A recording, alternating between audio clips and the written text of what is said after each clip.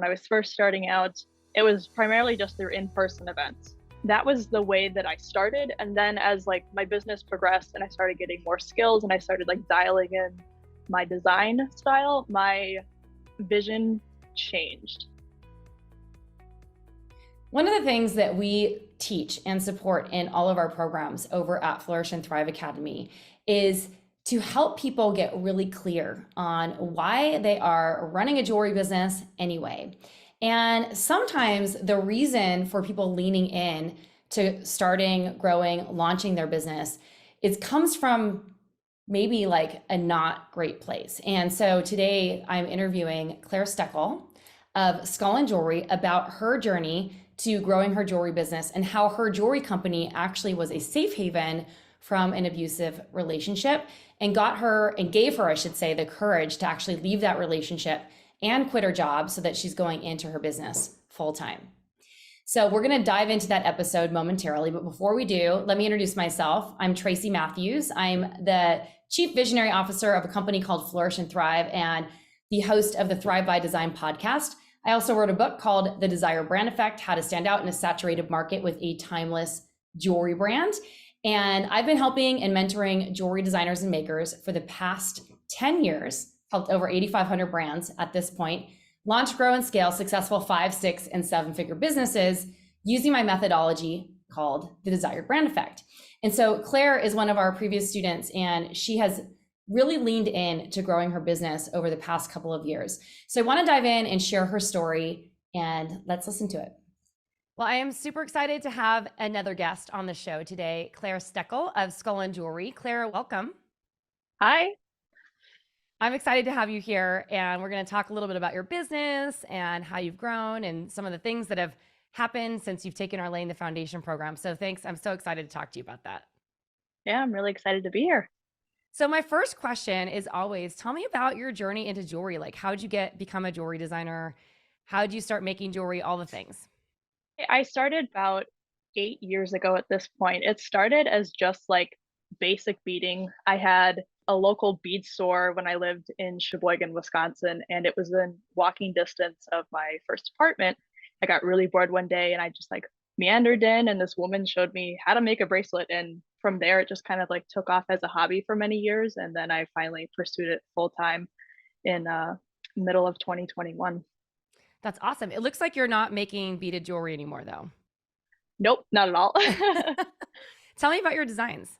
Well, I would say my designs, they have definitely a mix of like different influences. Like I bring in like fantasy influences. There's also like edgy, like terrain influences in there. There's like even some medieval or historical influences.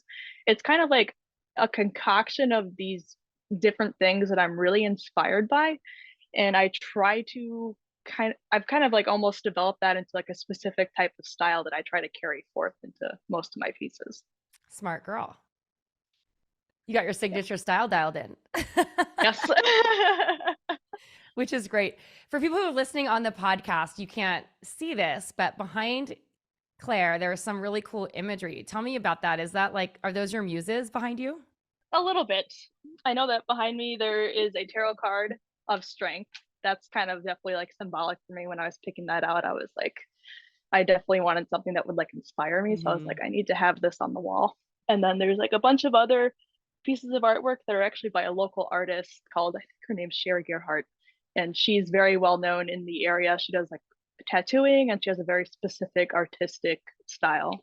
I can tell. It seems like it kind of works with your jewelry too. Yeah. Kind of the same vibe or something. Mm-hmm. Yeah, it's kind of similar. Yeah. So how are you currently selling your jewelry? Right now, it's primarily online. When I first got started, like I was selling at a lot of Renaissance fairs. This was probably like 7 years ago. And then as I kind of transitioned and got more goldsmithing skills, I transitioned to online. And it's been primarily Etsy for a long time, but this last year, I've started bringing in a lot more sales from Amazon. My website sales, skolandjewelry.com, have increased by over 500% compared to 2020. And then I've also kind of started branching back out into just meeting people face to face and selling at pop-up events as well. That's awesome. Are you still doing the Renaissance fairs? Not right now, no. Right now, like I remember when I first did it, my jewelry was at a much lower price point, which seemed Mm, to appease a lot of people. So right now, if I were to get back into doing that, I'd probably pursue a bigger festival like the Bristol Renaissance Fair, not some of the smaller ones that I was doing before. that's cool. The reason why I say that is like I've only heard of two people selling jewelry at Renaissance fairs in our community, and I've interviewed both of you. So it's kind of funny. So I interviewed Quay Flom twice last year. Quay, she worked for us for a while as our customer service manager, and then she was helping us with coaching and in our community. And throughout the time that she's taken laying the foundation and all those things, her business grew to like a multiple six-figure business. But she would always be like, Tracy, I'm out for a week because I'm going to be at the Renaissance fair. And she's like, would crush it at the Renaissance fairs.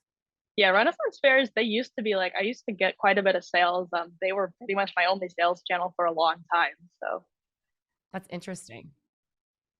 yeah, I, I think I'd like to do them again at some point, but yeah. right now it just makes sense to do online. That's like a lot of people's dream is to be able to really grow their online sales so that they can do what they love, make the jewelry and, just sell it to people who find them on the internet. Mhm. Yeah.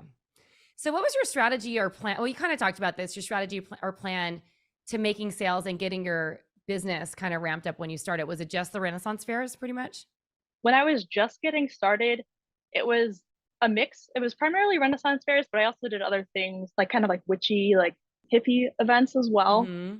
That was the way that I started. And then as like my business progressed and I started getting more skills and I started like dialing in my design style, my vision changed. So I was like, I don't know if this is exactly what I want to do anymore. And this is kind of what I'm striving for. So what was your strategy or plan to like start marketing your business in the beginning? To start marketing in the beginning, like very beginning, when I was first starting out, it was primarily just through in-person events. And then as I, you know, increased my skills and started dialing in my design style, I was like, okay, I probably need to shift because where I wanted to go, I wasn't quite making those sales at the events that I was doing. So I was Mm-hmm. like, I need to find a way to reach the clients that were going to buy my work. So I ended up pivoting to online. Okay, that's cool. That's awesome.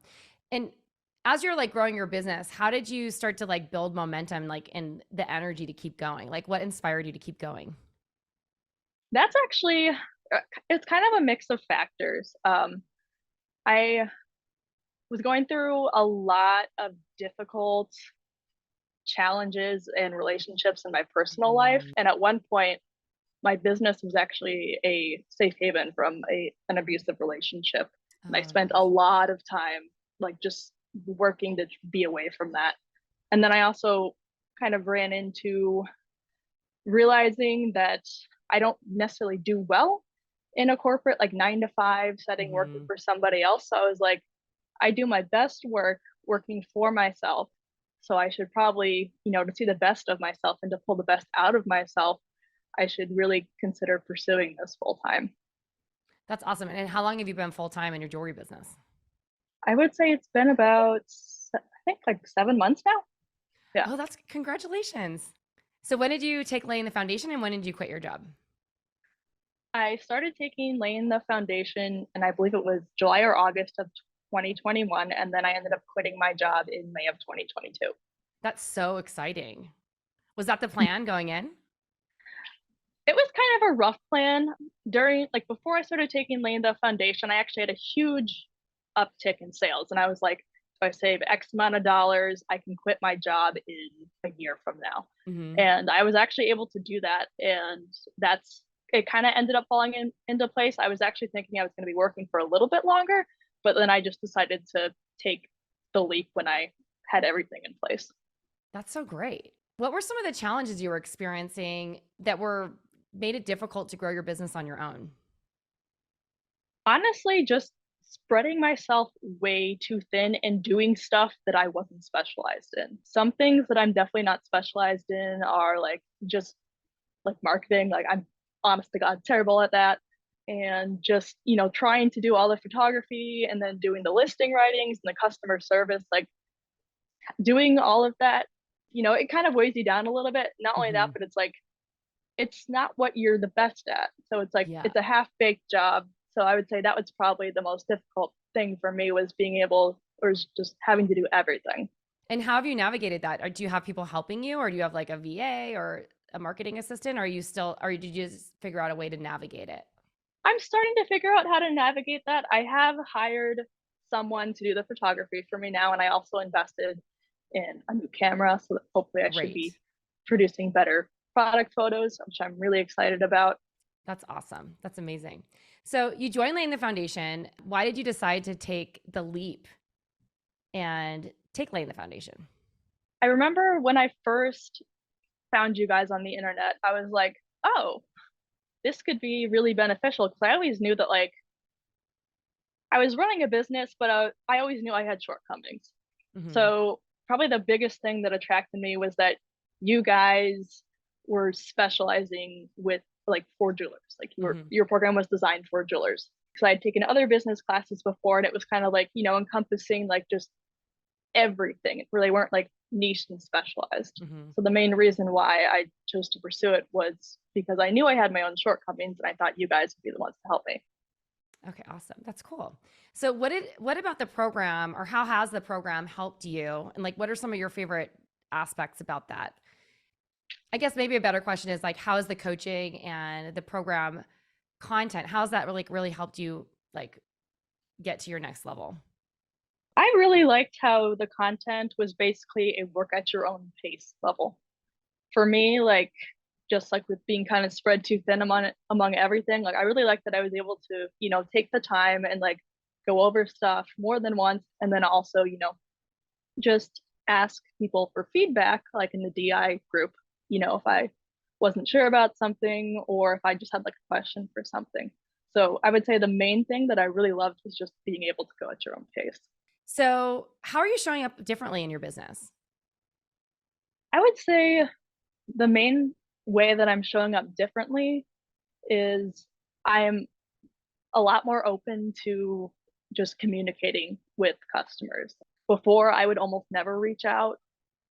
And now I've usually I will always follow up with the customer and, to make sure that they enjoyed the product. So I'm just, building those communications more.